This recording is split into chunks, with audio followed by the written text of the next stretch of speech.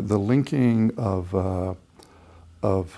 peace and justice and education and all of those good works with spirituality. If there isn't that spiritual foundation, it's not nearly as effective.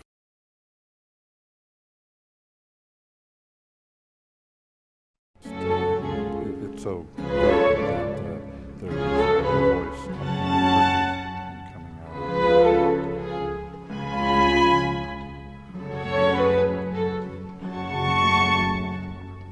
It's a movement that is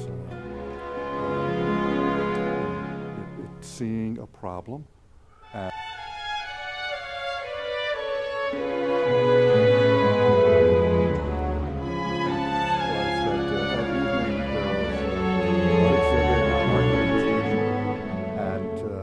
I've noticed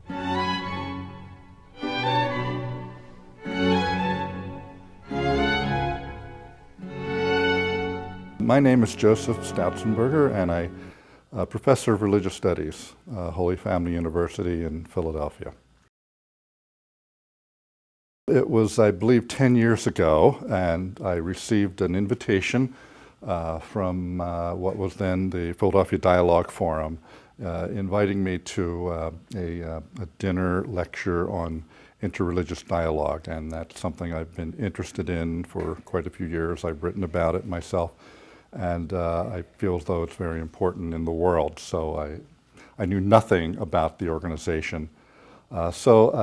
My impressions from that first encounter, told me a lot about it, and there were three things that jumped out at me when I first went there. And the first thing was hospitality, that here were a group of people who were so welcoming, and they really made me feel as though I was important and valued. And this morning, actually, the American poet named Maya Angelou died, and something she said came to mind, and that is, you will forget what I've said, you will forget what I've done, but you will never forget how you treated me. And I felt so treated with kindness and hospitality that evening. The second thing that struck me was that there were all these young people there, good, well-dressed, kind, smiling young people. And I come from a Catholic Christian tradition myself. And when I go to anything related to religion, tends to be filled with all these older people.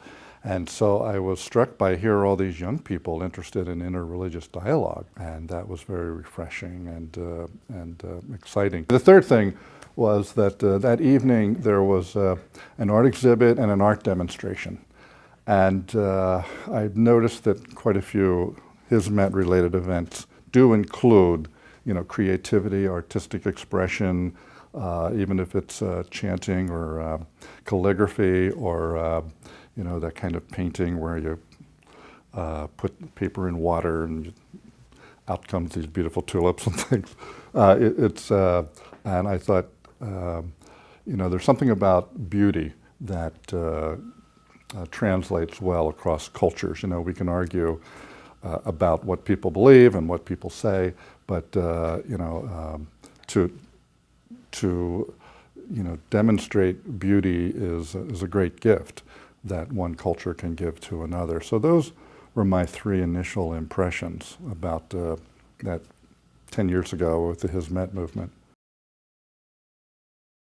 I would say that the world is blessed because of the Hizmet movement. It's a great gift from Turkey and really from Islam to the world, because I see that I read a number of the writings of Fethullah Gulen. I've been involved in a number of projects with the Hizmet movement. I've heard about different activities sponsored by the Hizmet movement, and I just think it's a great blessing, to the world. So there's a lot of groups that are doing good work in the world, But I see a sense of spirituality in the writings of Fethullah Gulen. I see a sense of spirituality with the movement that I think is very important.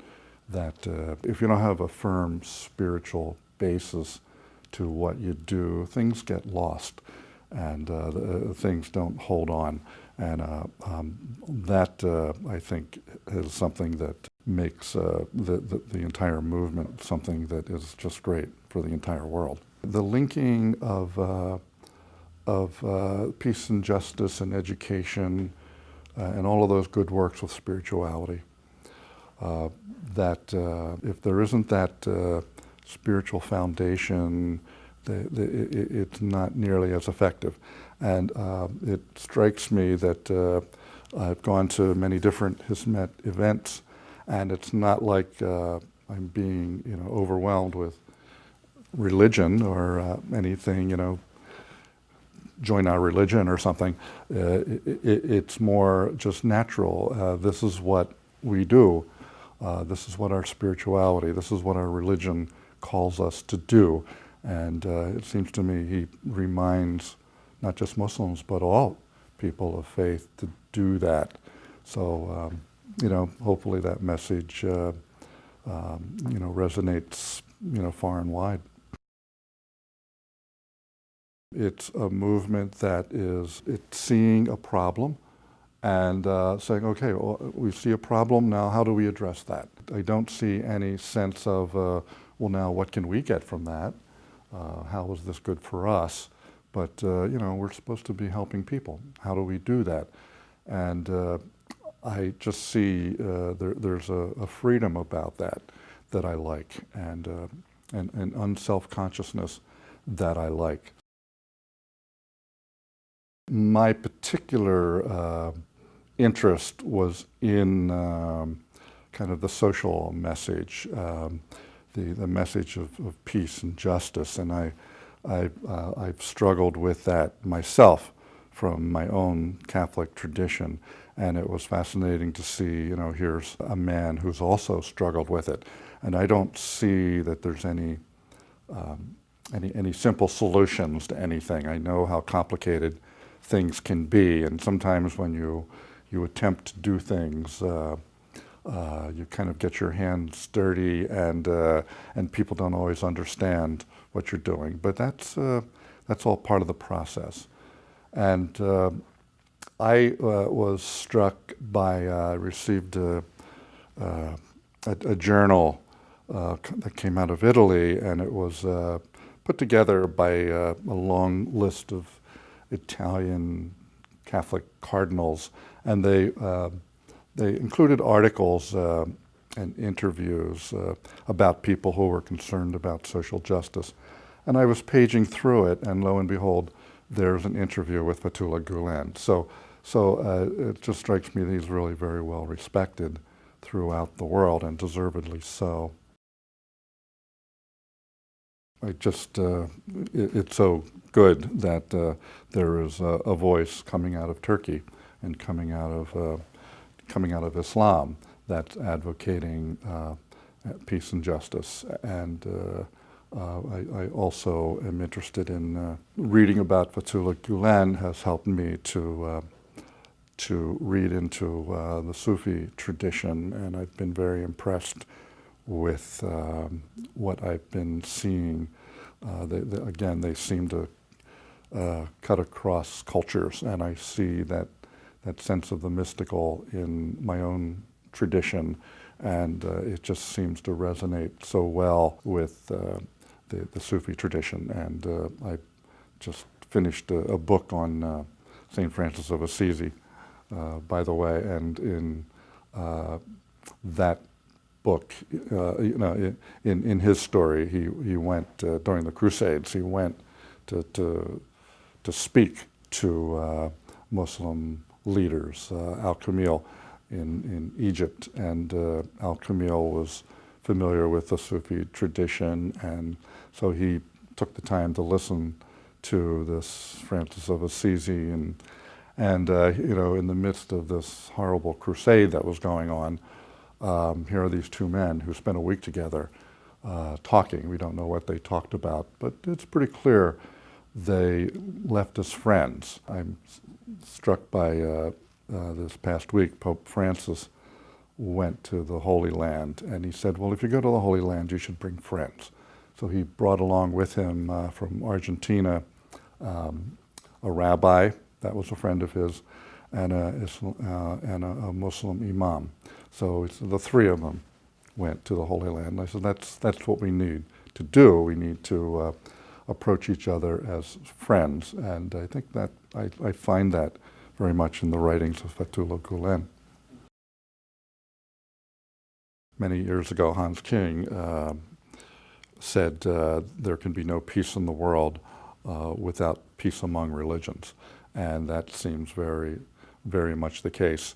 And that movement for peace has to come from different directions and from different religions. When I encountered the Hizmet movement and their focus on interreligious dialogue, I just thought how great that this is coming from Islam, and I think most Westerners would not think of, okay, this is a Muslim initiative in this direction is not commonplace, and so we need this Hizmet movement, and we need that emphasis on interreligious dialogue.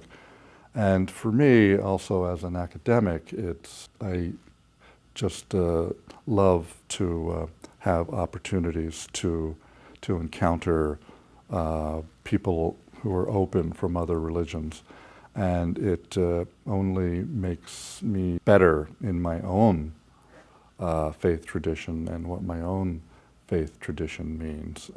So I mean, my friends who are Catholic, joke because I've gone to so many Hizmet events, and they see something about Islam and say, "Oh, Joe, your group's in the paper." So but it's just that I guess I just notice those things more, and I just see so many good things, and so often they're related to the Hizmet movement. Once again, I think you look at what are the fruits that come of these activities, and I see if there's good fruit, then that's wonderful. So that's been my one experience with it. One of the wonderful things about the Hizmet movement is that it's a global movement, and it's a civil society movement, which means people contribute to it entirely voluntarily. One of the intriguing things about Imam Gulen's teaching, to me as a student of Buddhism and Hinduism, which have a very heavy emphasis philosophically on getting rid of ego or nafs, is how strongly that's emphasized in Imam Gulen's teaching.